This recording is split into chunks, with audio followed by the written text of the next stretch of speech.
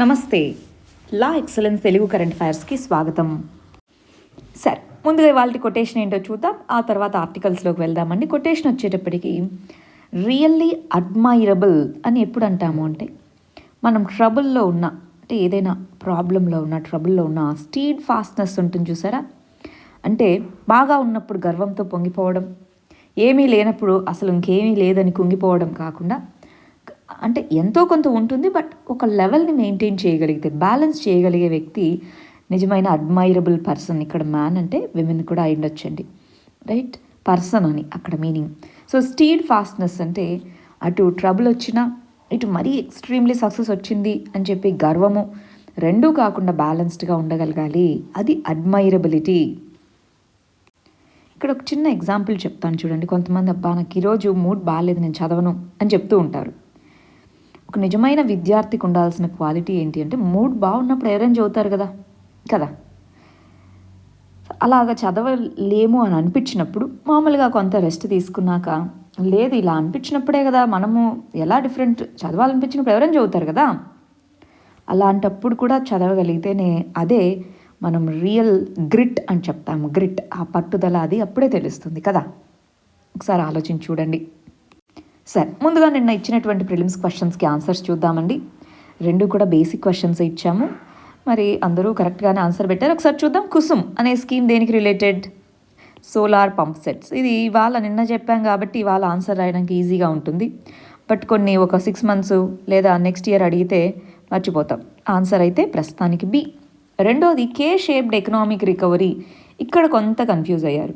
కే shaped economic రికవరీలో widening gap అనేది financial other సెక్టార్స్గా అలాగే అక్కర్లేదు. ఫినాన్షియల్ సెక్టార్లో కొన్ని కంపెనీస్ గ్రో అవ్వచ్చు, కొన్ని కంపెనీస్ గ్రో అవ్వకపోవచ్చు కదా. సో ఇది అవ్వాల్సిన అక్కర్లేదు. Financial recovery of banking and NBFCs, ఈ రెండిట్లోనూ ఫినాన్షియల్ రికవరీ అంటున్నారు, అవునా? కాదు. మూడోది recovery of some sectors and less growth in other sectors. ఇదే కదా అండి మనం చదువుకుంది. ఇదేనా మనం కే షేప్డ్ ఎకనామిక్ అన్నటువంటి ఆ ఇమేజ్ చూసుకొని మరీ చదువుకున్నాం. సో ఆన్సర్ సి అవుతుంది. కొంతమంది మనం ఏం చేస్తామంటే ఏ చదవగానే ఎస్ ఇది కరెక్ట్ అనిపిస్తూ ఉంటుంది, టక్కున ఏ అని ఆన్సర్ పెడుతూ ఉంటాం. అందుకే ఎప్పుడైనా 4 ఆప్షన్స్ చదివాకే ఆన్సర్ చూస్ చేసుకోవాలి. తొందరపడి ఫస్ట్ది మనకు చాలాసార్లు అలానే ఇస్తారు, కావాలని కన్ఫ్యూజింగ్గా ఫస్ట్ స్టేట్మెంట్ ఇస్తారనమాట, ఫస్ట్ ఆప్షన్. మనం తొందరలో ఉన్నామనుకో, ఒకటోది కరెక్ట్ అని చెప్పి పెట్టేస్తూ ఉంటాం. Answer C. జాగ్రత్తగా ఆప్షన్స్ని 2 సార్లు అలా చదివితే అర్థమవుతుంది. ఇంకొంతమంది ఏమనుకుంటారంటే, ఎకానమీలో బాగా కష్టమైన క్వశ్చన్స్ వస్తే తప్పు పెడతాము అనుకుంటారు. కాదండి, బాగా సులువుగా ఉండే క్వశ్చన్స్ దగ్గరే మనం తప్పు పెడతాం, ఏ సబ్జెక్ట్లో అయినా సరే. ఏముంది అన్నటువంటి ఆ చులకన భావం అనేది వస్తుంది క్వశ్చన్ మీద. అది నాకు తెలుసు కదా అన్న ఫీలింగ్ అలా రాకూడదు. ప్రతి క్వశ్చన్ని అంతే సీరియస్గా పరిగణించాలి. సరే, ముందుగా మరి వాళ్ళ ఫస్ట్ ఆర్టికల్ ఏంటో చూద్దాం. జాగ్రఫీ డిజాస్టర్ మేనేజ్మెంట్కి సంబంధించిన ఆర్టికల్ అండి. సైక్లోన్, తుఫాను అంటాం తెలుగులో. సో ఈ సైక్లోన్ నివర్ అనేటటువంటిది చెన్నై తీరం, పుదుచ్చేరి తీరాన్ని దాటడం జరిగింది. అది తమిళనాడు తీరాన్ని దాటడం జరిగింది అన్నారు. అసలు తీరం దాటడం అంటే ఏంటి, ఈ సైక్లోన్ అంటే ఏంటి, మనం ఏమేం చదువుకుందామండి. సైక్లోన్ అంటున్నాం, తుఫాను అంటున్నాం. సో ఆ సైక్లోన్కి మీనింగ్ ఏంటి, ఆ సైక్లోన్ ఏ విధంగా ఫామ్ అవుతుంది, మరి ఈ సైక్లోన్ని ఏ విధంగా మనం కేటగరైజ్ చేస్తాము. సో ఏ విధమైనటువంటి కేటగిరీస్ సైక్లోన్స్కి సంబంధించి మనకు ఉన్నాయి అన్నటువంటిది. ప్లస్ ఈ సైక్లోన్ వచ్చినప్పుడు గవర్నమెంట్ ఏ చర్యలు తీసుకుంటుంది చూడండి. చెన్నైలో రిజర్వాయర్స్, ఈ వాటర్ లెవెల్స్ ఎంత ఉన్నాయో అవన్నీ చెక్ చేసుకుంటుంది. ఎందుకని సడన్గా ఫ్లడ్స్ వస్తే. సో అందుకని గవర్నమెంట్ ఏమేమి మెజర్స్ తీసుకుంటుంది జనరల్గా సైక్లోన్స్ టైంలో, ఇవన్నీ మనం చూద్దాము, సరేనా? ఈ టాపిక్ మనకు అటు ప్రిలిమ్స్కి అటు మెయిన్స్కి రెండింటికి చాలా ఇంపార్టెంట్ ఏరియా అండి. సైక్లోన్స్, వాటి మేనేజ్మెంట్ అన్నది డిజాస్టర్ మేనేజ్మెంట్లో మెయిన్స్ క్వశ్చన్గాను అడగచ్చు, ప్రిలిమ్స్లో సైక్లోన్ ఫార్మేషన్, దాని క్యారెక్టర్, దాని కేటగిరీస్, దాని ఇంపాక్ట్స్, ఇలాగా ప్రిలిమ్స్లోనూ అడగచ్చు. 2 విధాలుగాను మనం చూసుకుందాం. ఫస్ట్ అసలు సైక్లోన్ ఎలా ఫామ్ అవుతుంది. సైక్లోన్ ఫామ్ అవ్వాలి అంటే ఒక వాటర్ బాడీ, సో టెంపరేచర్స్ అనేటటువంటివి మినిమం 26 degrees అనేవి ఉండాలి వాటర్ టెంపరేచర్స్. అది కూడా పైన 1 మీటరో 2 మీటర్లో కాదు. సో 60 meters డెప్త్ వరకు వాటర్ అనేటటువంటిది కనుక 26 అంతకంటే ఎక్కువ ఉంటే అక్కడ అల్పపీడనం ఏర్పడుతుంది, లో ప్రెషర్ జోన్ ఏర్పడుతుంది. అప్పుడు నీటి ఆవిరి అది క్లౌడ్స్గా ఫామ్ అవుతుంది. ఎప్పుడైతే లో ప్రెషర్ ఫామ్ అవుతుందో చుట్టుపక్కల ఉన్నటువంటి ప్రదేశాల నుంచి గాలి రావడం మొదలుపెడుతుంది. అంటే హై ప్రెషర్ జోన్స్ నుంచి లో ప్రెషర్ జోన్స్కి విండ్ అనేటటువంటిది మూవ్ అవుతుంది.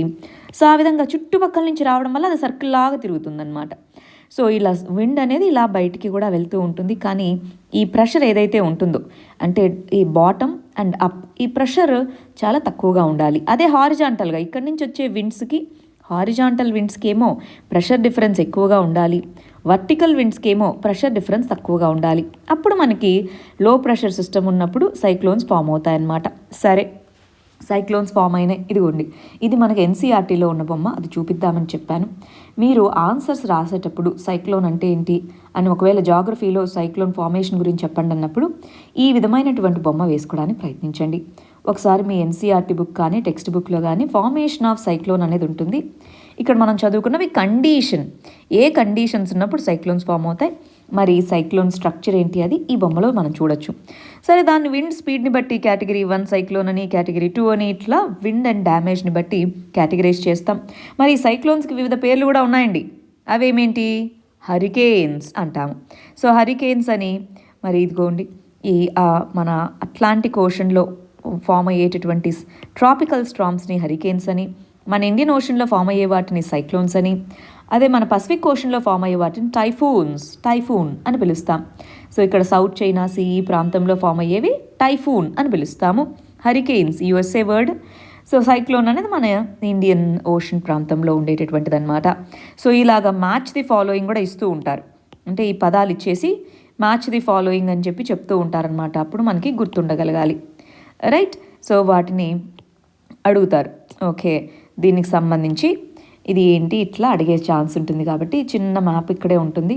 మీరు నోట్స్ డౌన్లోడ్ చేసుకున్నాక, ఆల్రెడీ మీకు తెలిసే ఉంటుంది, నోట్స్ డౌన్లోడ్ చేసుకున్నాక ఇంకొద్దిగా ఒకసారి చూసుకోవడానికి ప్రయత్నించండి దీనికి సంబంధించి, రైట్?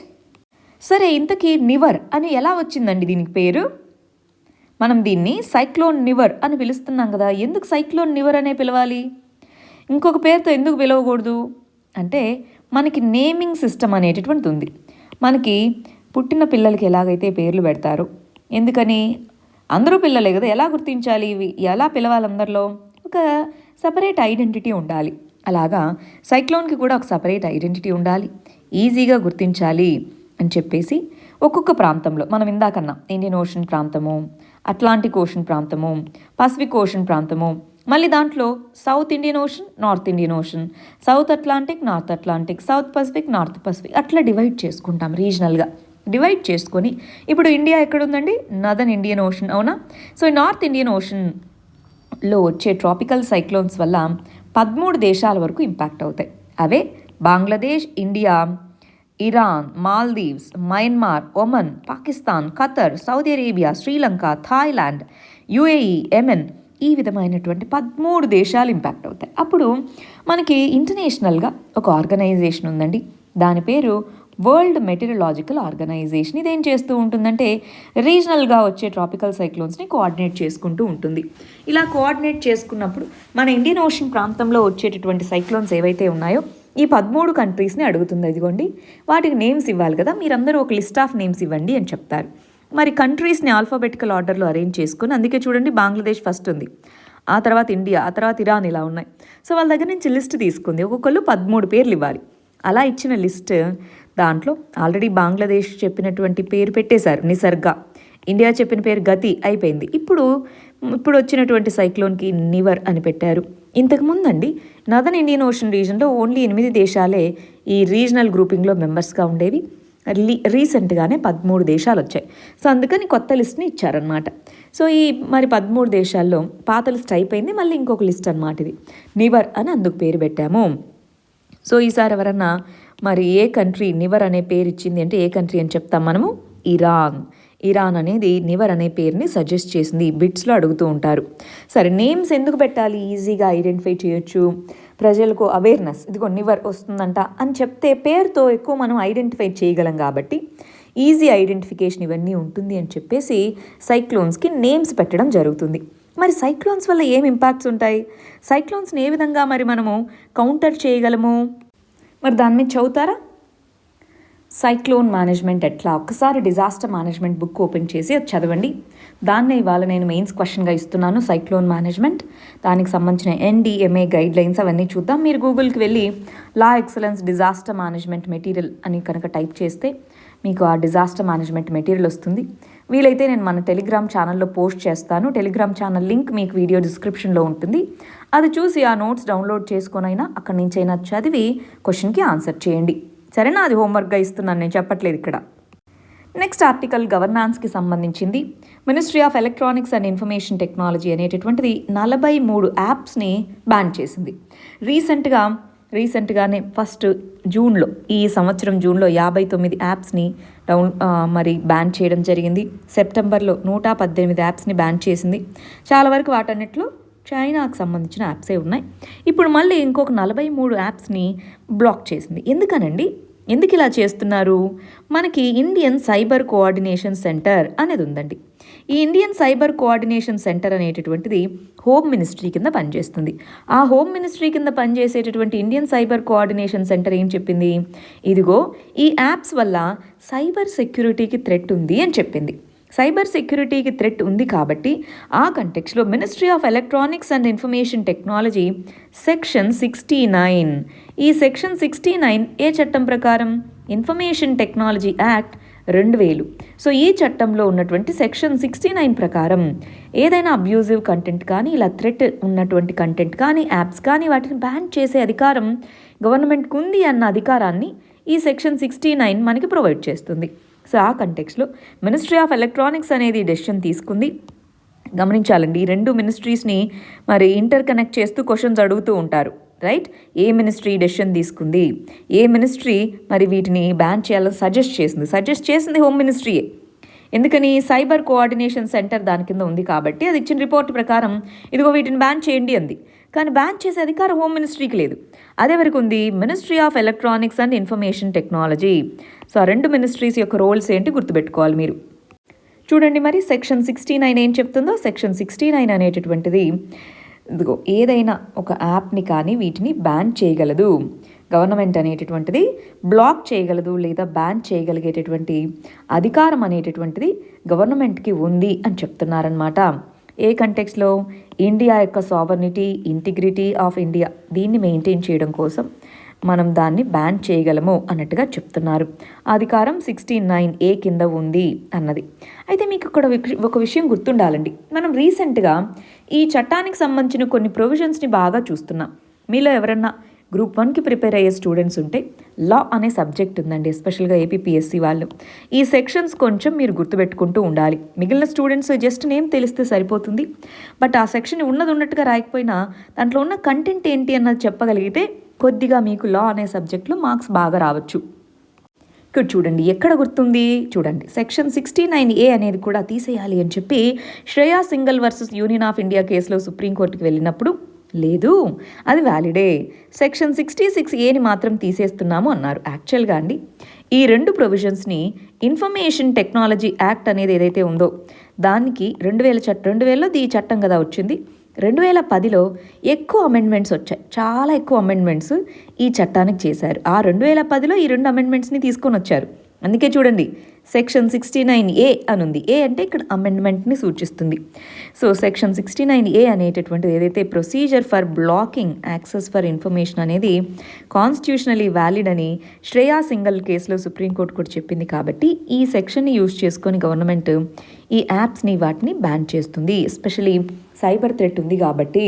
సో మీరు ఆన్సర్ రాసేటప్పుడు వేగ్గా ఎస్ గవర్నమెంట్ బ్యాన్ చేసింది అని కాకుండా ఇదిగో section 69A of IT act అని రాయగలిగితే అప్పుడు మంచి స్కోర్ వస్తుంది. గమనించాలి, దీన్నే వాల్యూ అడిషన్ అంటాం.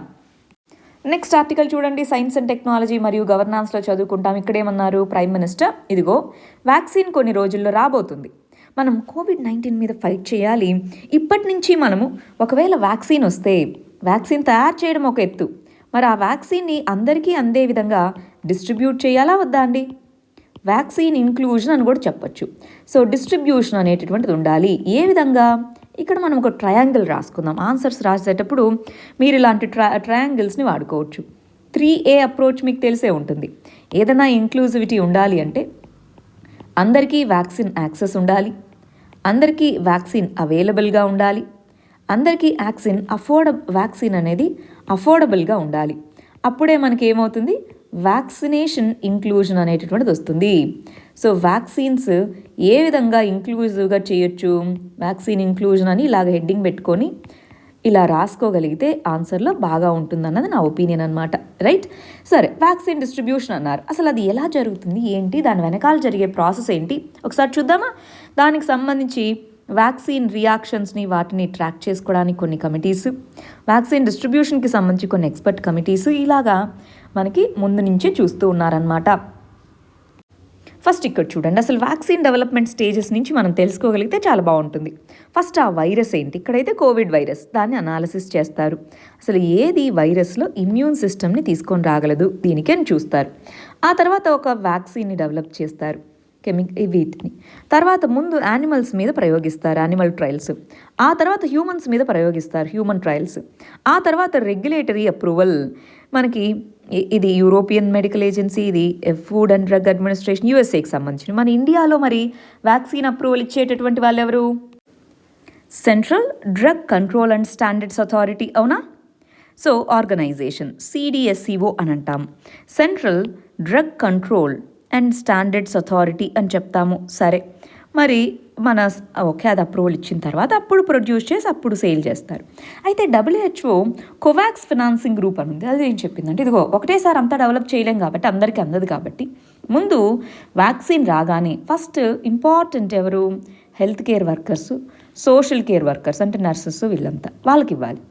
ఆ తర్వాత 20% పాపులేషన్కి, అంటే 65 సంవత్సరాలు పైబడిన వాళ్ళు, లేదా కోమార్బిడిటీ అంటాం, ఈ కోమార్బిడిటీ ఉన్న వాళ్ళకి ఫస్ట్ వ్యాక్సిన్ అనేది ఇవ్వాలి. ఆ తర్వాత మిగిలిన పాపులేషన్కి ఇచ్చుకుంటూ రావాలి. అలాగ ప్రయారిటీ గ్రూప్స్ని గుర్తిస్తూ ఈ వ్యాక్సిన్ డిస్ట్రిబ్యూషన్కి ఒక ప్లాన్ ఉండాలి అని WHO అందరికీ సూచించడం జరిగింది. మరి ఆ వ్యాక్సిన్ డిస్ట్రిబ్యూషన్ ప్లాన్ కోసమే కమిటీస్ని వాటిని కూడా మన ఇండియాలో అపాయింట్ చేయడం జరిగింది. అవన్నీ ప్లాన్ చేస్తున్నాయి. సరే, మరి ఈ వ్యాక్సిన్ డిస్ట్రిబ్యూషన్లో ఉన్న ఇంపార్టెంట్ ఇష్యూస్ ఏంటి, ఫస్ట్ ఫండింగ్, ఎవరు ఫండింగ్ చేయాలి, వ్యాక్సిన్ కాస్ట్లీ అయితే అది ఏ విధంగా ఫండింగ్ చేయాలి, గవర్నమెంట్ ఫండింగ్ చేయాలా లేదా ప్రజల మీద వదిలేయాలా, అది ఒక డైలమా. గవర్నమెంట్ ఫండింగ్ చేసి ప్రజలకు తక్కువ కాస్ట్లో తీసుకొని రావాలా, లేదా పీపులే దాని యొక్క ఖర్చును భరించాలా. రెండవది రేషియల్ ఎథ్నిక్ డిస్పారిటీస్, అంటే మనం ఇది యుఎస్ఏకి సంబంధించింది కాబట్టి ఎథ్నిక్ రేషియల్ అన్నారండి, మనము రీజనల్ డిస్పారిటీస్ ఈ విధంగా రాసుకుందాం. రీజనల్ డిస్పారిటీస్ ఈ విధంగా ఎలా ఉంటాయని. Next supply and logistics, for example mRNA vaccines ఉన్నాయి, వాటి యొక్క లాజిస్టిక్స్ చాలా కష్టము, అల్ట్రా కోల్డ్ స్టోరేజ్ ఉండాలి అన్నాం. సో అలాంటివన్నీ చూసుకోవాలి.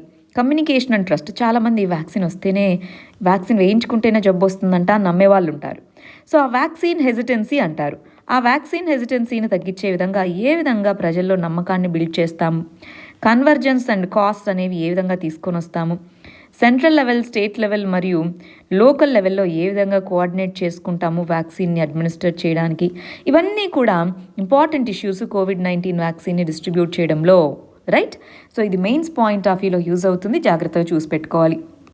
నెక్స్ట్ ఆర్టికల్ ఇండియా పాకిస్తాన్ రిలేషన్స్కి సంబంధించి, దీంట్లో కొత్తగా ఏం లేదండి, బట్ ఇండియా అనేటటువంటిది మల్టీ ప్రాంగ్డ్ అప్రోచ్, ఈ పదం మీరు వాడుకోవచ్చు, అందుకని ఆ పదము మరి దీంట్లో ఏం జరిగిందని ఒక సెంటెన్సే చెప్తాను. మల్టీ ప్రాంగ్డ్ అంటే మల్టిపుల్ డైరెక్షన్స్, మల్టిపుల్ విధాలుగా, మల్టిపుల్ టైప్స్గా మనం స్ట్రాటజీస్ని తీసుకొని వచ్చి మరి పాకిస్తాన్ యొక్క టెర్రర్ యాక్టివిటీస్ని ఎండగడుతున్నాము అన్నారు. ఏమేం చేస్తున్నాము, రీసెంట్గా మరి టన్నల్ తవ్వారు అని చదువుకున్నాం కదా, సో అక్కడి నుంచి చాలా డీప్ టన్నల్ తవ్వి అక్కడి నుంచి వచ్చారు అని చెప్పి. సో మిగిలిన వాళ్ళందరికీ, ఇదిగో మిగిలిన కంట్రీస్ యొక్క అంబాసిడర్స్కి చెప్పాము. సో మా దగ్గర ప్రూఫ్స్ ఉన్నాయి, టెర్రర్ యాక్టివిటీ, పాకిస్తాన్ యొక్క టెర్రర్ యాక్టివిటీకి ప్రూఫ్స్ ఉన్నాయని చూపించాం. FATF అనే గ్రూపింగ్ పేరు విన్నారా?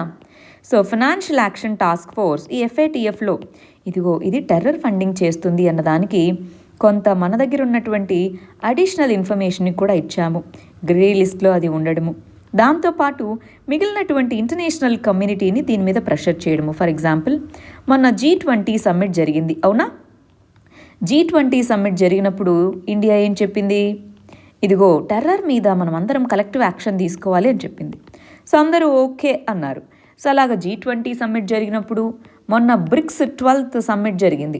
సో ఆ బ్రిక్స్ సమ్మిట్ జరిగినప్పుడు వీటన్నిటిలోనూ మనము వీటి గురించే మాట్లాడుతున్నాం.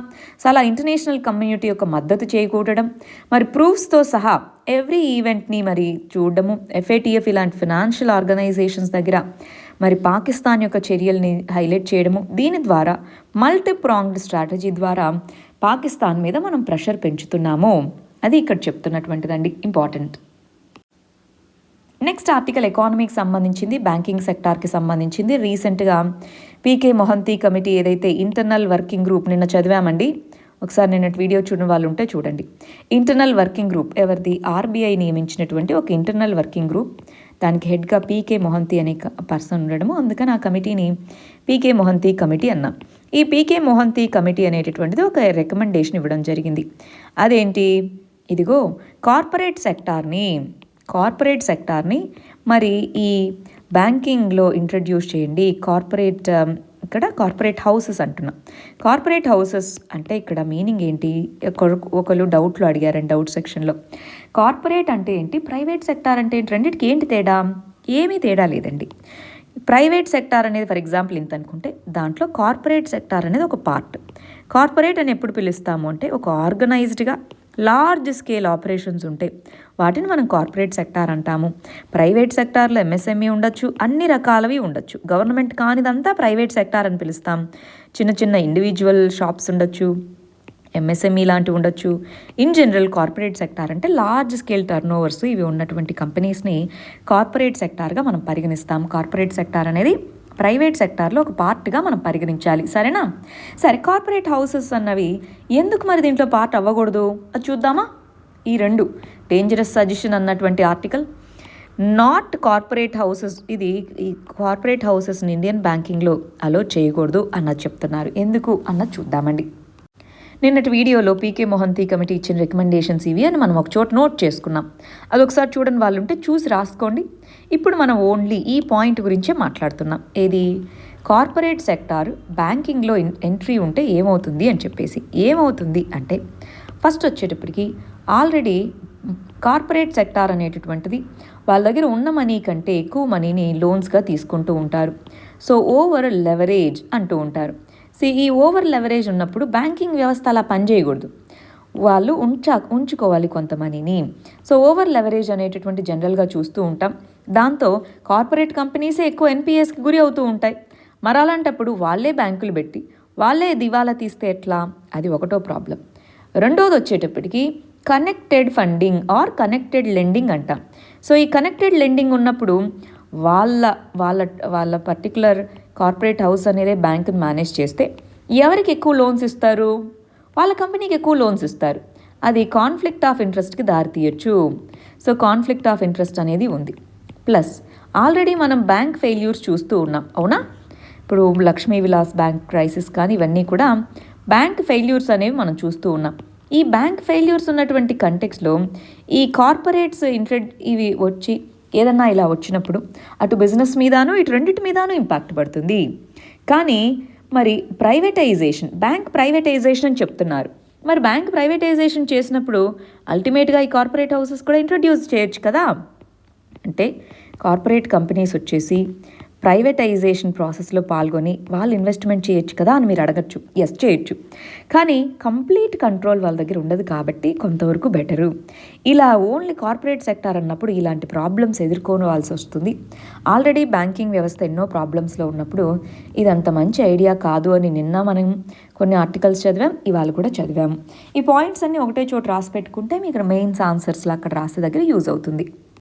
నెక్స్ట్, సోషల్ జస్టిస్ అన్నటువంటిది మైగ్రెంట్ క్రైసిస్ అన్న దాని గురించి చెప్తున్నారండి.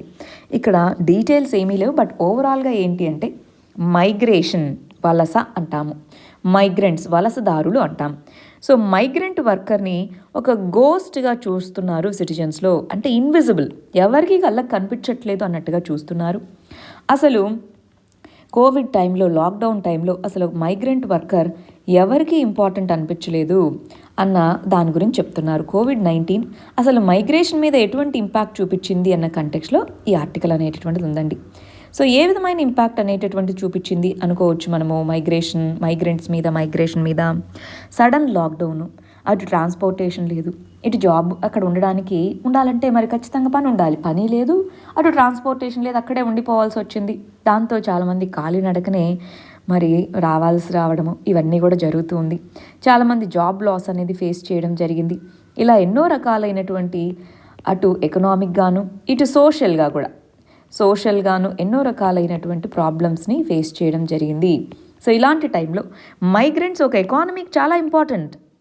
లేబర్ కాస్ట్ అనేటటువంటిది మైగ్రేషన్ వల్ల తగ్గుతుంది, వేరే ప్రాంతాల నుంచి వచ్చి తక్కువ కాస్ట్కి పనిచేయడం వల్ల.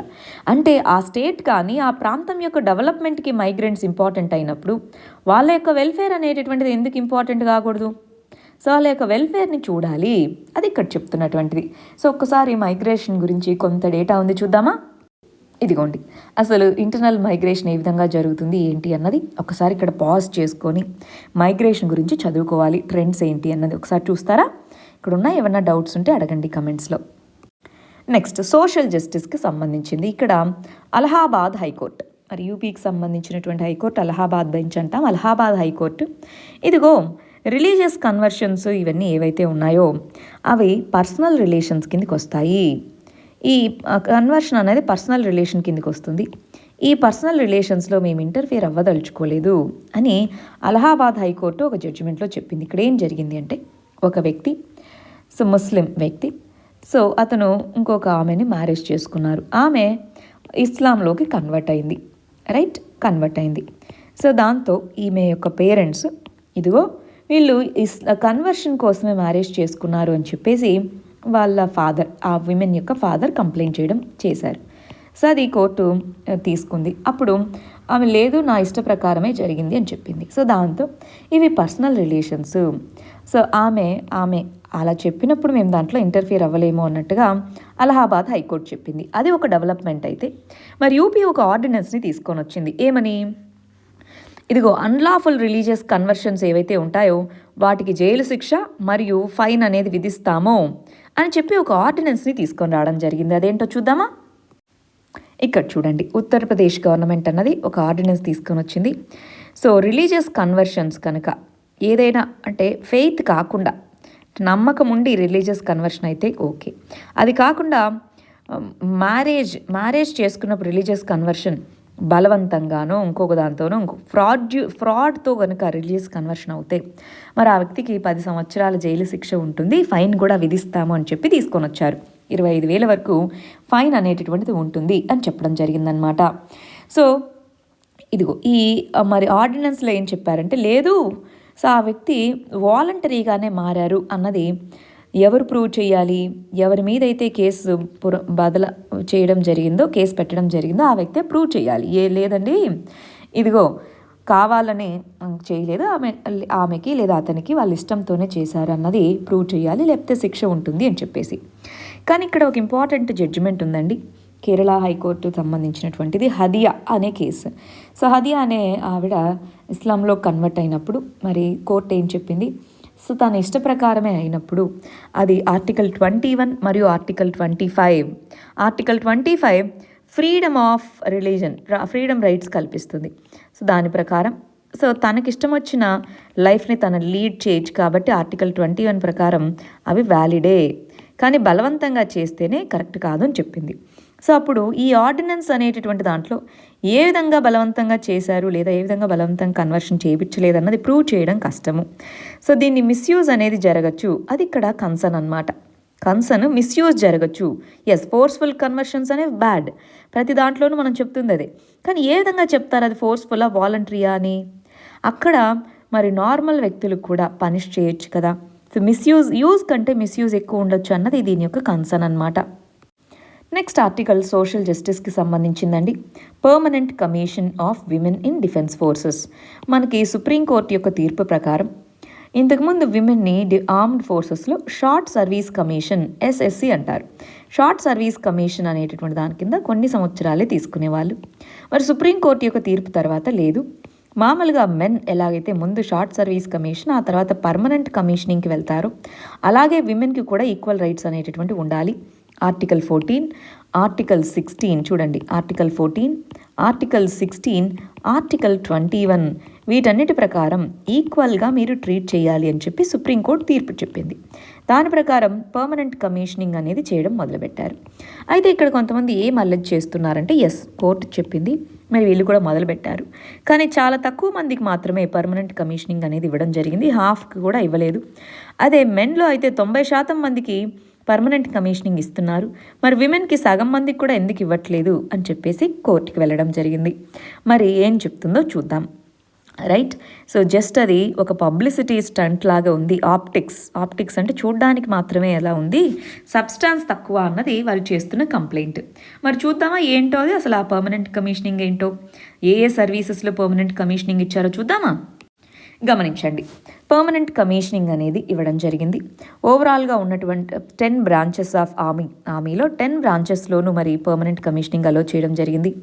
Army, air defence, signals, engineers ఇలాగా వీటన్నిటిలోనూ పర్మనెంట్ కమిషనింగ్కి మరి సుప్రీంకోర్టు యొక్క తీర్పు ప్రకారం ఇంప్లిమెంట్ చేస్తాము అన్నారు. దానికి సంబంధించి ఇదిగోండి 2018లోనే దానికి ఓకే అని చెప్పారు. ఎయిర్ ఫోర్స్లో కూడా అన్ని బ్రాంచెస్లో, ఇండియన్ ఎయిర్ ఫోర్స్లో వాటన్నిటిలోనూ ఇస్తామన్నారు. ఇండియన్ ఆర్మీలోను, ఇండియన్ నేవీలోను అన్నిట్లోనూ మరి పర్మనెంట్ కమిషనింగ్ చేస్తున్నాము అని అన్నారు. సరే, బాగుంది. కానీ క్లియరెన్స్ అనేది ఇవ్వాలి, ముందుగా బోర్డు క్లియరెన్స్ ఇవ్వాలి పర్మనెంట్ కమిషనింగ్కి. సో దాంట్లో డిస్క్రిమినేషన్ ఉంది అన్నదే ఇప్పుడు చెప్తున్న కంప్లైంట్. మరి దానికి సంబంధించి సుప్రీంకోర్టు ఏం చెప్తుంది ఏంటి అన్నది మనం చూద్దాం. నెక్స్ట్ ఆర్టికల్ పోషణ్ అభియాన్, దానికి సంబంధించింది. రీసెంట్గా నీతి ఆయోగ్ ఒక రిపోర్ట్ని ఇవ్వడం జరిగింది. ఏమని, పోషణ్ అభియాన్ యొక్క ఇంప్లిమెంటేషన్ ఇంకా బాగా మారాలి, పోషణ్ అభియాన్ ప్లస్ అనేది తీసుకొని రావాలి. ఎందుకంటే ఇప్పుడున్న గోల్స్, మనం పెట్టుకున్న గోల్స్ అనేవి ఇంటర్నేషనల్గా ఉన్నటువంటి వీటితో చూస్తే చాలా తక్కువగా ఉన్నట్టు, దాంట్లో కూడా మన అచీవ్మెంట్ తక్కువగా ఉంది. కాబట్టి పోషణ్ అభియాన్ ప్లస్ అనేది తీసుకొని రావాలి అని చెప్తున్నారు.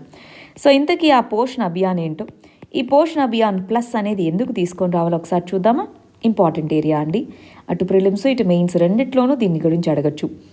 దీనికి సంబంధించి కొద్దిగా బ్యాక్గ్రౌండ్ ఏంటి అంటే, నీతి ఆయోగ్ అనేటటువంటిది న్యూట్రిషన్కి సంబంధించి మల్టిపుల్ స్కీమ్స్ ఉన్నాయి కదా, ఏం చేద్దామని చెప్పి గవర్నమెంట్ మీరు ఏదన్నా ఒక స్ట్రాటజీ ఇవ్వండి అన్నారు.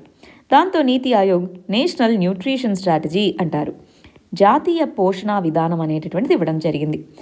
దాని కింద ఏం చెప్పారంటే, ఎన్నో న్యూట్రిషన్ రిలేటెడ్ స్కీమ్స్ ఉన్నాయి కదా, వాటన్నిటినీ ఒకదాని కింద తీసుకొని రండి, సో ఒక అంబ్రిల్లా స్కీమ్ తీసుకొని రండి అని చెప్పారు. దానికోసమనే నేషనల్ న్యూట్రిషన్ మిషన్ అనేది 2017లో తీసుకొని వచ్చారు. దాన్ని మనం హిందీలో ఆర్ నార్మల్ లాంగ్వేజ్లో పోషణ్ అభియాన్ అని పిలుస్తున్నామన్నమాట. ఆ పోషణ్ అభియాన్ కింద ఏవేవైతే ఇంతకుముందు ఉన్నటువంటి అన్ని న్యూట్రిషన్ రిలేటెడ్ స్కీమ్స్, ICDS కానీ, మిడ్ డే మీల్ స్కీమ్ కానీ అన్నీ దీంట్లో కింద తీసుకొని వచ్చారు. మరి దీని టార్గెట్స్ ఏంటి, దాని పర్ఫార్మెన్స్ ఏంటి, అది చూద్దామా. బ్యాక్గ్రౌండ్ అయితే క్లారిటీ వచ్చేసినట్టేనా. నీతి ఆయోగే దీన్ని రికమెండ్ చేయడం జరిగింది, ఇలా ఉండాలి అని. కానీ ఎప్పుడు 2017లోనే. సో అప్పటి నుంచి 2022 వరకు టార్గెట్స్ మరి ఎంతవరకు అచీవ్ చేశారు. ఆల్రెడీ మనము టార్గెట్ ఇయర్కి దగ్గరగా ఉన్నాం, 2020లో ఉన్నాం, 2021లోకి వెళ్ళబోతున్నాం. సో ఆ కంటెక్స్లో ఎంత అచీవ్ చేశారు ఏంటన్నా చూద్దాం. చూడండి ఇక్కడ. So under weight children below 5 years ఎవరైతే ఉంటారో వాళ్ళలో దాన్ని తగ్గించడం 35% నుంచి 20% తగ్గించాలి. అదే అనీమియా తగ్గించాలి. 58%గా ఉండింది 2017లో, దాన్ని 19.5కి. మరి విమెన్ అండ్ గర్ల్స్లో అనీమియా 53% నుంచి 17% తగ్గించాలి. కానీ లాస్ట్ ఇయర్ జూలైకి మనకు అవైలబుల్గా ఉన్న స్టాటిస్టిక్స్ ప్రకారం చూస్తే ఇంకా అనీమియా రేట్స్ కానీ, చిల్డ్రన్లో స్టంటింగ్ అంటే పొట్టిగా ఉండడం, ఇవన్నీ ఎక్కువగా ఉన్నాయి. ఫండింగ్కి ఏ ప్రాబ్లము లేదు, ఇంప్రూవ్మెంట్స్ అనేవి ఉండాలి. మరి రీసెంట్గా మనకు అవైలబుల్గా ఉన్న సోర్సెస్ కనుక చూస్తే నేషనల్ ఫ్యామిలీ హెల్త్ సర్వే అనేటటువంటిది 10 సంవత్సరాలకు ఒకసారి కండక్ట్ చేస్తారండి. అది ఎంతవరకు రిలవెంట్ అన్నది ప్రజెంట్ కంటెక్స్లో మనం క్వశ్చనబులే. బట్ ఏదేమైతేనేమి వాళ్ళు ఇచ్చిన డేటా ప్రకారం ఇంకా 38.4% స్టంటింగ్ అనేది ఉంది, అది తగ్గాలి. చూడండి, వీటితో పోలిస్తే ఇదిగో అండర్ వెయిట్ అనేది తగ్గలేదు. చూడండి, చాలా 10 సంవత్సరాల ఇంప్రూవ్మెంట్ చాలా తక్కువ ఉంది. సో అలాగే మరి చిల్డ్రన్ సివియర్లీ వేస్టెడ్, అది కూడా వేస్టెడ్ అంటే ఇక్కడ ఆ వేస్ట్ కాదండి, తక్కువ బరువు ఉండడం అని. సో ఇక్కడ మరి అండర్ వెయిట్ ఉన్న వాళ్ళ సంఖ్య కూడా తగ్గలేదు. అంటే ఇన్ని స్కీమ్స్ ఇన్నున్నా ఎందుకు జరగట్లేదు? ముందుగా ప్రయారిటీ అనేది ఇవ్వాలి, డేటాలో గ్యాప్స్ అనేది ఇవ్వాలి, కంటిన్యూస్ మానిటరింగ్ ఉండాలి, దానికి తగ్గట్టుగా ఫీడ్బ్యాక్ అనేది ఉండి ఎప్పటికప్పుడు ఇంప్రూవైజేషన్ చేయాలి. ఇలా గ్యాప్స్ని కనుక ఫిల్ చేసుకోగలిగితే న్యూట్రిషనల్ స్కీమ్స్ని ఇంకా బెటర్గా మనం చేయగలము. వెరీ ఇంపార్టెంట్ ఆస్పెక్ట్ అండి. నెక్స్ట్ ఆర్టికల్ ఇంటర్నేషనల్ రిలేషన్స్కి సంబంధించింది. ఇక్కడ ఆఫ్ఘనిస్తాన్ నుంచి మరి యుఎస్ఏ యొక్క ట్రూప్స్ వెళ్ళిపోతే ఏం చేయాలి, నెక్స్ట్ ఏంటి అని అడుగుతున్నారు. యుఎస్ఏ ట్రూప్స్ ఈ సంవత్సరం ఎండింగ్కి లేదా నెక్స్ట్ సంవత్సరంలో వెళ్ళిపోవచ్చు కంప్లీట్గా. సో అప్పుడు ఏం చేయాలి, ఆఫ్ఘనిస్తాన్లో ఎలాంటి పరిస్థితి ఉండబోతుంది? మనం మొన్న మీకు గుర్తుందా, ఆఫ్ఘనిస్తాన్లో తాలిబన్స్ అనే వాళ్ళు డ్రోన్స్ని వీటిని ఉపయోగిస్తున్నారు బాంబింగ్స్ కని. ఒకవైపు ఏమో పీస్ టాక్స్, శాంతి ఒప్పందాలు జరుగుతూనే ఉన్నాయి, ఇంకోవైపు డ్రోన్స్ ఇవి పెరుగుతూ ఉన్నాయి. మరి ఎలా దీన్ని డీల్ చేయాలి అన్న కంటెక్స్లో ఈ ఆర్టికల్ ఇవ్వడం జరిగింది. ఏమవ్వచ్చు అన్న కంటెక్స్లో అనమాట. సో ఆఫ్ఘనిస్తాన్కి సంబంధించి అసలు ఏంటి, ఆఫ్ఘనిస్తాన్లో మరి 2001లో యుఎస్ఏ ఇన్వేజన్ అనేది జరిగింది. సో ఆ తర్వాత మరి కనుక్కున్నారు బిన్ లాడెన్ వీళ్ళంతా ఆఫ్ఘనిస్తాన్లో లేరు, అంతా పాకిస్తాన్లో ఉన్నారు అని చెప్పేసి. సో 2003, 2005 ఆ టైం కల్లా ఆఫ్ఘనిస్తాన్ ఫోర్సెస్తో తాలిబన్స్ బాగా ఫైట్ చేయడం మొదలుపెట్టారు. ఆ తర్వాత స్లోగా మరి యుఎస్ఏ ఫోర్సెస్ మొత్తాన్ని కంట్రోల్ చేయగలిగాయి, కానీ చాలా వరకు ఇప్పటికి కూడా సగం వరకు తాలిబాన్ యొక్క కంట్రోల్లోనే ఉంది. సో అప్పుడు యుఎస్ఏ, నేటో అంటే North Atlantic Treaty Organisation. So వీళ్ళందరూ కూడా ఏమన్నారు, సరే ఇంకా ఎన్ని సంవత్సరాలు ఉంటాం ఇక్కడే, ఎన్ని సంవత్సరాలు ఉన్నా ముందుకెళ్ళట్లేదని చెప్పి 2014లో మేము విత్డ్రా చేసుకుంటాం అన్నారు. కానీ అప్పటి నుంచి ఇప్పటివరకు ఎందుకు చేసుకోలేకున్నాయి, వెళ్ళి మంచిగా ఉన్న కంట్రీని పాడు చేశారు. ఇప్పుడు అక్కడ స్టెబిలిటీ ఉండాలి కదా, పీస్ అండ్ స్టెబిలిటీ ఉండాలి కదా. ఆ స్టెబిలిటీ లేకుండా ఎలా వెనక్కి వెళ్తారు అన్నది క్వశ్చన్ అనమాట. అందుకోసం కానీ ట్రంప్ బాగా పట్టుబట్టారు అక్కడి నుంచి మన వాళ్ళని తీసుకొని వచ్చేసేయాలి అని చెప్పేసి. సో ఆ కంటెక్స్లో మరి ట్రంప్ యొక్క ప్రెసిడెన్సీ కూడా ఎండ్ అవ్వబోతూ ఉంది. ఏం చేస్తారన్నది మనం చూద్దాం. బట్ 2019లో పీస్ టాక్స్ అనేవి మొదలయ్యాయి. ఎవరి మధ్యలో, తాలిబన్స్ అనే గ్రూపు మరియు అక్కడ ఉన్నటువంటి యుఎస్ఏ వీళ్ళ మధ్య పీస్ టాక్స్ అనేవి మొదలయ్యాయి. దాని ప్రకారం చూస్తే పీస్ఫుల్నెస్ ఉండాలి. ఈ సంవత్సరము స్టార్టింగ్లోనూ కొద్దిగా మంచి డెవలప్మెంట్సే జరిగాయి, కానీ ఎంతవరకు స్టెబిలిటీ ఉంటుందన్నది క్వశ్చన్ మార్క్. మరి అక్కడ స్టెబిలిటీ లేకుంటే మరి చూడండి మనకి దగ్గరలోనే ఉందా అంటే మన కంట్రీకి సెక్యూరిటీ ఇష్యూ అవ్వచ్చా ఇది, అవునా? సో మన కంట్రీ యొక్క సెక్యూరిటీ మనం చాలా ఇన్వెస్ట్ చేస్తున్నాం. సో ఇన్వెస్ట్మెంట్స్ ఇలా ఎన్నో రకాల కన్సర్న్స్ మనకి ఉన్నాయి. కొద్దిగా దీని గురించి ఇంకా డెప్త్గా మీరు ఐఆర్లో చదువుకుంటారండి. ప్రస్తుతానికైతే బేసిక్స్ అర్థమయ్యాయి అనుకుంటున్నాను. నెక్స్ట్ ఆర్టికల్ ఇండియా, శ్రీలంక అనేవి పావర్టీ ఎలివియేషన్ మీద ఫోకస్ చేయడము. చూడండి దీన్ని కోర్టులో పెట్టారు, అంటే కొంత సర్కాస్టిక్గా చెప్పినట్టు. పావర్టీ ఎలివియేషన్ అంటే సింపుల్గా చెప్పాలంటే చాలా లోన్స్ మరి చైనా అనేది ఇస్తుంది శ్రీలంకకి. టూరిజం అన్నది వాళ్ళ మేజర్ యాక్టివిటీ, ఎకనామిక్ యాక్టివిటీ. కానీ కోవిడ్-19 వల్ల గత 9 నెలలుగా చూసుకుంటే టూరిజం అసలు పడిపోయింది. అంటే వాళ్ళకి డబ్బులు లేవు ఇప్పుడు. దాంతో చైనా వాళ్ళ దగ్గర నుంచి, అందరి దగ్గర నుంచి లోన్స్ తీసుకోవడం మొదలుపెట్టారు. సో మన దగ్గరే డబ్బులు లేదు, మనమేమి ఇస్తాం, తక్కువ ఇస్తున్నాం మనము. చైనా దగ్గర చాలా మనీ అనేది ఉంది. సో దీన్ని డెట్ డిప్లొమసీ అని కూడా పిలుస్తూ ఉంటారు. అప్పు ఇవ్వడము, వాళ్ళతో మంచి డిప్లొమాటిక్ రిలేషన్స్ పెంచుకోవడము. సో డెట్ డిప్లొమసీ అనేటటువంటిది పెంచుతూ ఉంది. మరి అలాంటి కంటెక్స్లో ఇక్కడ ఒక పదం ఉందండి, స్ట్రింగ్ ఆఫ్ పర్ల్స్ అని. ఆ పదం ఏంటో చూద్దామా? స్ట్రింగ్ ఆఫ్ పర్ల్స్ అంటే చైనా అనేది మన చుట్టూ ఉన్నటువంటి కంట్రీస్తో, ఇదిగో ఇక్కడ నుంచి ఇలా కంబోడియా కానీ, మయన్మార్కి సంబంధించిన కోకో ఐలాండ్స్ కానీ, శ్రీలంకలో హంబన్ తోట కానీ, మాల్దీవ్స్, గ్వాదర్ పాకిస్తాన్లో, ఇట్లా రకరకాలైనటువంటి ప్లేస్లో చుట్టూ పోర్ట్స్, ఇన్వెస్ట్మెంట్స్ అన్నీ చేసి ఇండియాని ఒక ఎన్సర్కిల్ చేస్తుంది అన్నటువంటిది ఆ థియరీ యొక్క ఇదన్నమాట. సో అదొక పర్సీవ్డ్ స్ట్రాటజీ.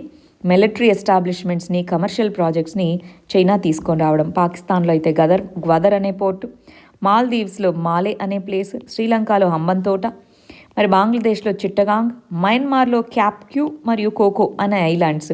సో ఇక్కడ ఇన్వెస్ట్మెంట్స్ అన్నీ పెంచడం. ఇది 1 బెల్ట్ 1 రోడ్. సో దీంట్లో maritime silk road, land route, maritime route రెండు ఉన్నాయి. దాంట్లో ఈ మ్యారీటైమ్ రూట్ వల్ల ఈ స్ట్రింగ్ ఆఫ్ పర్ల్స్ అనేటటువంటిది ఇండియా చుట్టూ ఉచ్చులాగా బిగుస్తుంది అనేది ఆ థియరీ అనమాట. సో మన శ్రీలంక క్లోజ్ అయిపోతే మనకి కొంత స్ట్రాటజిక్గా ఇబ్బంది. ఎందుకంటే ఇండియన్ ఓషన్ ప్రాంతంలో చైనా యొక్క ఇన్ఫ్లుయెన్స్ పెరగకుండా ఉండాలి మన స్ట్రాటజిక్ ఇంట్రెస్ట్. బట్ శ్రీలంకకి క్లోజ్ అయితే అవి రెండు కలిసి మరి వర్క్ చేయడం ఇవి మొదలు పెడితే మనకి ఇబ్బంది. అందుకనే ఈ శ్రీలంకతో క్లోజ్గా ఉన్నదాన్ని మనం క్లోజ్గా పరిగణిస్తూ ఉంటాం. ఏం జరుగుతుంది ఏంటి అని. లేకపోతే వాళ్ళిద్దరూ మరి ఏదైనా అగ్రిమెంట్ చేసుకుంటే మనం ఎందుకు చదువుకోవాలి, ఎందుకంటే మనకు అది ఇంపార్టెంట్ కాబట్టి. మరి వాళ్ళ లాస్ట్ ఆర్టికల్ చూడాలి. గవర్నమెంట్ అనేటటువంటిది లోకల్ టెండర్స్కి ఎక్కువ ప్రయారిటీ ఇవ్వాలి అన్నట్టుగా చెప్తుందన్నమాట. ఇదిగో ఏమన్నా గ్లోబల్ టెండర్స్ అనేటటువంటివి 200 కోట్ల పైన అయితేనే గ్లోబల్ టెండర్స్ని అలో చేయండి దేనికైనా సరే. 200 కోట్ల లోపల అయితే అది డొమెస్టిక్ లోకల్ టెండర్స్కే ప్రయారిటీ ఇవ్వాలి అని చెప్తున్నారు. ఇక్కడ ఆత్మనిర్భర్ సెల్ఫ్ రిలయన్స్ అంటున్నా. సో లోకల్ కంపెనీస్ని వీటిని ఎంకరేజ్ చేయాలి, లోకల్ మ్యానుఫ్యాక్చరింగ్ని ఎంకరేజ్ చేయాలి.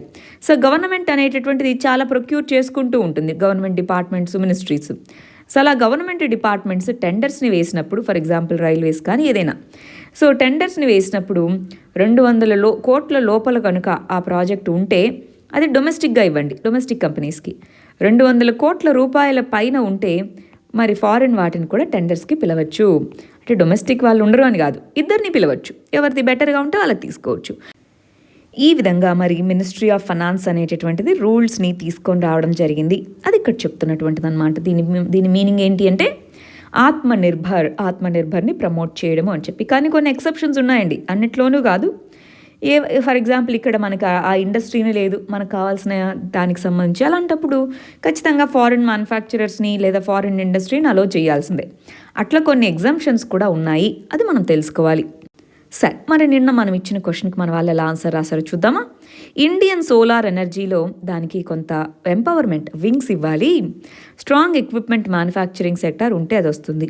మరి దాని కంటెక్స్లో ఇండిజినస్గా గవర్నమెంట్ తీసుకున్న మెజర్స్ ఏంటి, వే ఫార్వర్డ్ రెండే అండి. గవర్నమెంట్ ఏం మెజర్స్ తీసుకుంది, ఇంకేం చేద్దాం, ఆ రెండేనా ఈ క్వశ్చన్లో అడిగింది. ముందుదంతా కూడా జస్ట్ ఇంట్రడక్షన్లో రాసుకుంటారు. చూడండి, ఇండియన్ గవర్నమెంట్ అనేటటువంటిది సోలార్ ఎనర్జీకి సంబంధించి ఇదంతా ఇంట్రడక్షన్ అయినట్టండి, గమనించాలి. ఇంట్రడక్షన్ ఇంత పెద్దది రాయొచ్చా, వాళ్ళు అడిగింది ఆ కంటెక్స్ట్లో స్టేట్మెంట్ అడిగారు. ఫస్ట్ ఇచ్చిన స్టేట్మెంట్ క్లూ మాత్రమే, క్వశ్చన్ కాదు, క్లూ మాత్రమే. దాని ఇంట్రడక్షన్కి వాడుకోవాలి అంటే దీన్ని షార్ట్గా రాసుకోవాలి. గవర్నమెంట్ మెజర్స్ అనేటటువంటిదే మనకి ఇంపార్టెంట్. గవర్నమెంట్ మెజర్స్ ఈ కొన్ని రాశారు చూడండి, దీనికి 5 మార్కులు ఎలా వస్తాయండి, రైట్? 5 మార్కులు అనేటటువంటివి రావాలి అంటే ఇంకొద్దిగా బెటర్గా రాసుకోవాలి. మరి ఇంకా వే ఫార్వర్డ్ ఏంటి, దీనికి కూడా 5 మార్క్స్ వేయాలంటే 5 సెంటెన్సెస్ అన్న రాయాలి కదా. సో కొద్దిగా జాగ్రత్తగా చూసుకోవాలి. స్కోప్ అంట, క్వశ్చన్లో ఏం అడుగుతున్నారు అన్నది స్కోప్ని చూసుకోవాలి. ఎప్పుడన్నా ఒక స్టేట్మెంట్ ఇచ్చి దాని కింద క్వశ్చన్స్ అడిగితే ఆ స్టేట్మెంట్ గురించి ఎక్కువ రాయడం చేస్తూ ఉంటాం మనం జనరల్గా, అలా చేయకూడదు, ఇంట్రడక్షన్కి పరిమితం అవ్వాలి. నెక్స్ట్, సో ఇండియాలో మరి ఓవరాల్గా మనకు ఉన్నటువంటి మార్కెట్ ఏ విధంగా ఉంది, ఎక్విప్మెంట్ మార్కెట్. సో ఇక్కడ వరకు రాశారు, రాసి ఇక్కడ ఏమేమి మెజర్స్ తీసుకున్నారని రాశారు, గమనించాలండి. ఇప్పుడు చూడండి, మీరు కనీసం ఒక 70-80 వర్డ్స్ అయితే రాశారా, అవునా? సో దీన్ని తగ్గించుకోవాలి, షార్ట్గా చేసుకొని మెజర్స్ అన్నవే ఇక్కడ మీరు 5 మార్క్స్ ఇవ్వాలండి మీకు. సో దానికి ఇంకొద్దిగా బెటర్గా రాయాలి. వే ఫార్వర్డ్ సరిపోతుంది, way forward is good, but ఇది ఇంకొద్దిగా బెటర్గా రాయండి. నెక్స్ట్ ఇక్కడ చూడండి, ఇదిగో రీసెంట్గా ఇలా ఉంది. మరి గవర్నమెంట్ తీసుకున్న మెజర్స్ ఏంటి చూసారా, డైరెక్ట్గా రాసేసారు, ఇంట్రడక్షన్ రాశారు, డైరెక్ట్గా మెజర్స్ రాశారు, గుడ్. సో ఏం చెయ్యాలి, కొన్ని ప్రాబ్లమ్స్ ఉన్నాయి కాబట్టి ఈ విధమైన చర్యలు తీసుకోవాలి, వెరీ గుడ్ అండి, బాగా రాశారు. నెక్స్ట్, ఇదిగో మనకి రీసెంట్గా ఈ కరెంట్ ఇష్యూ రాశారు, గుడ్. మెజర్స్ గవర్నమెంట్ ఏం తీసుకుందో రాశారు. అయితే ఇంకా కొన్ని మెజర్స్ తీసుకోవాలి, సో ఎందుకంటే ఈ ప్రాబ్లమ్స్ ఉన్నాయి కాబట్టి అందుకని ఇది అన్నారు, గుడ్, బాగా రాశారు. సరే ఇక్కడ చూద్దాం. సో మనకి భారతదేశంలో రెన్యూవబుల్ ఎనర్జీ ఇంపార్టెంట్. సో ఆ కంటెక్స్లో ప్రభుత్వం చాలా చర్యలు తీసుకుంది. ఇంకొద్దిగా షార్ట్గా రాసినా సరిపోతుంది, కొద్దిగా షార్ట్ చేసుకోవచ్చు. దానికి సంబంధించి ఏ మెజర్స్ మనం తీసుకున్నాము, కొన్ని సమస్యలు అనేటటువంటివి ఉన్నాయి, వాటిని ఈ మెజర్స్ ద్వారా పరిష్కరించాలి. ఎస్, ఇది బాగుందండి. కొద్దిగా ఇంట్రో కొద్దిగా షార్ట్ చేయండి, ఎందుకంటే వర్డ్ లిమిట్ ఇంపార్టెంట్. ఎక్కువ వర్డ్స్ రాస్తే మనం అక్కడ కంప్లీట్ చేయలేము ఆన్సర్, అది దృష్టిలో పెట్టుకోండి.